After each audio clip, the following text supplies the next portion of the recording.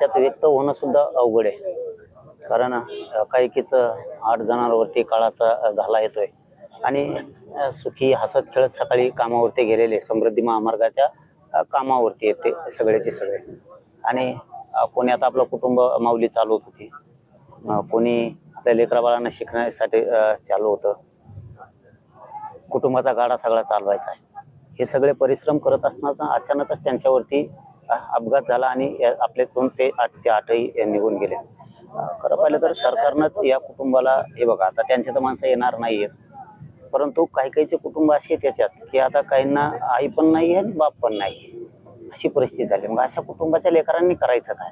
तर सरकारनं या सगळ्याच जेवढ्यांचे अपघात झालेत आणि जखमी झालेत यांच्या कुटुंबियाच्या एका प्रतिनिधीला विशेष बाब म्हणून एक शासकीय नोकरीमध्ये त्यांनी घेतलं पाहिजे, कारण त्याच्याशिवाय आता हे कुटुंब चालणारच नाहीये।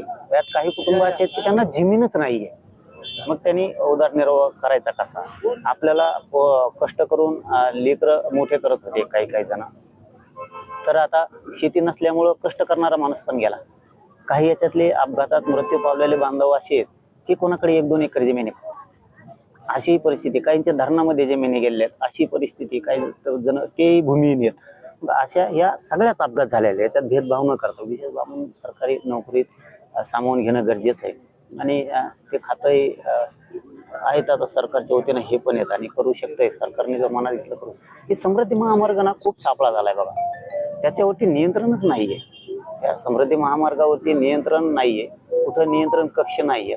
वाहतूक कोणत्या पद्धतीनं चालली, कोणाला कोणची साईड दिली। आम्ही 2-3 वेळेस ज्यावेळेस मुंबईला गेलो ना त्यावेळेस लक्षात येतं, ट्रकवाला कोणीकडून पण चालतो, जे आपल्या सीटर चालणाऱ्या गाड्या त्या वेगळ्याच चालतात, जे प्रायव्हेट चालणारे ते वेगळेच चालतात।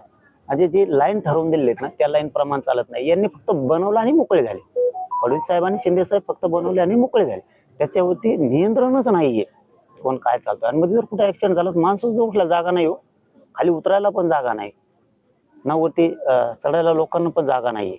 त्यांनी आजूबाजूच्या त्या समृद्धीमुळं त्यांनी त्यांचे बॅरिकेड टाकले तिथून, त्याला आपण त्यांची काय पूर्ण कक्षा म्हणूया सरकारची, त्यांची ताब्यात जागा घेतली।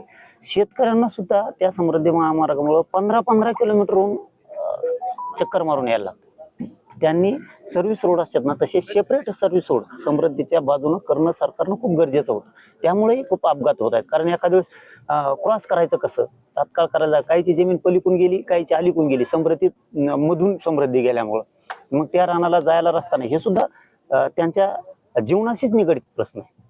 ह्या समृद्धीमुळं ना हे सरकारनं आता इथून पुढे तरी नियंत्रण केलं पाहिजे की अपघात झाल्याच्या नंतर एक 25-30 किलोमीटरच्या अंतरावरती सगळी सुविधा पाहिजेत। म्हणजे आरोग्यापासून अपघात झाला तर त्या पोलिसांच्या ताबडतोब मदत कशी मिळेल याच्यासाठी 25 किलोमीटर अंतरावरती पाहिजे। आणि हे जे मृत्युमुखी पडलेत या कुटुंबियांना सरकारी नोकरी सरकारनं दिलीच पाहिजे।